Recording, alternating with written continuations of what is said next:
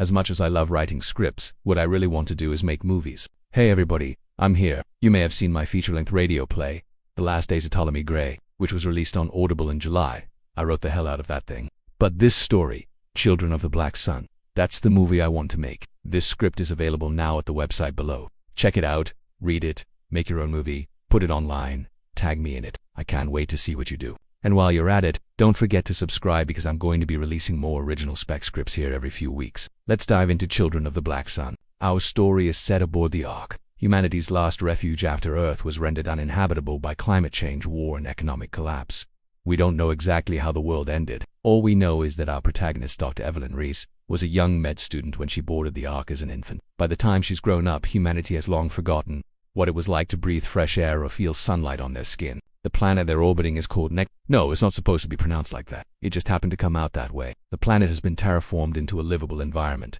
But the sun, well, that's a bit of a problem. This was once a vibrant yellow dwarf. But whatever catastrophe caused the collapse also sent this sun into a slow-motion collapse, turning it into a cold black husk that devours anything that gets too close. Necros is covered in vast arcologies, massive self-sustaining habitats built into the rocky canyons of the planet's surface. These arcologies are humanity's only protection against Necros' dust storms and radiation. Our main character, Evelyn, lives and works in one of these arcologies called the Synth Dome. Her job is to oversee the memory facility, a place where people can experience memories from Earth, both real and artificial. It's important to understand that there's no difference between a real memory and a fake one in this world. People don't remember anything about life before the Ark. In fact, they're not even sure if it was real or a dream. So they upload themselves into digital recreations of Earth and experience life through the eyes of people who lived it, experiencing real emotions, real trauma, real loss. For many people, this is the closest they'll ever get to a connection with their past. But Evelyn has a secret.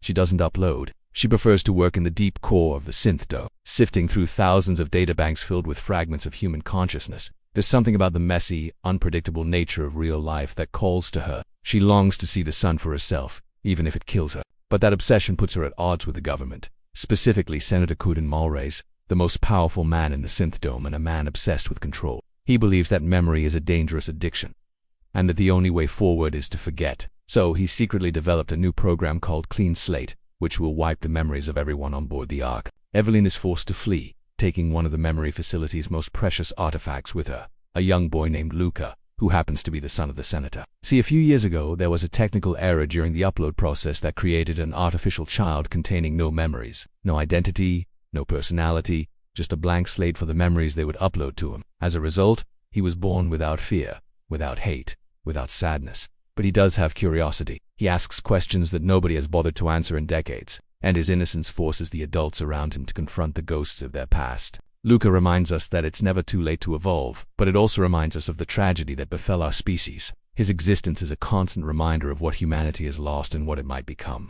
For the rest of the film, Evelyn tries to hide from the authorities while looking after Luke, who's being pursued by his father. The whole movie is about their cat-and-mouse game. Along the way, we learn more about the collapse of society and the world they left behind. There's no big bad villain in this script. They are just desperate people doing terrible things in the name of survival. And that's what makes it interesting to me. We see that humans are capable of some truly horrible things, but we also see glimmers of hope. There's one character, Ms. Delora, who runs the memory facility in the Synth Dome.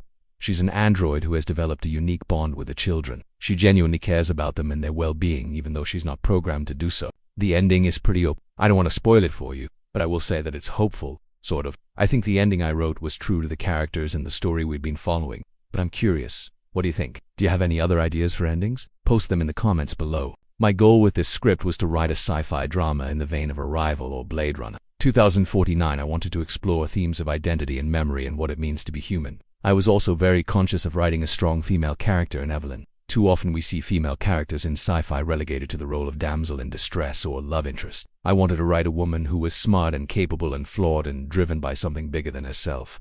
Now, I know that some of you out there are hardcore sci-fi fans and you're probably thinking that I didn't get the science right or that my world building is weak. And to that I say, shut up. Just kidding. I welcome feedback, especially from you guys. So if you have any thoughts on how I could improve, please let me know in the comments. Now, I've always been fascinated by space exploration, and I think that there's something really powerful about the idea of humanity's last hope. When I was younger, I wanted to be an astronaut. I even went to college for aerospace engineering.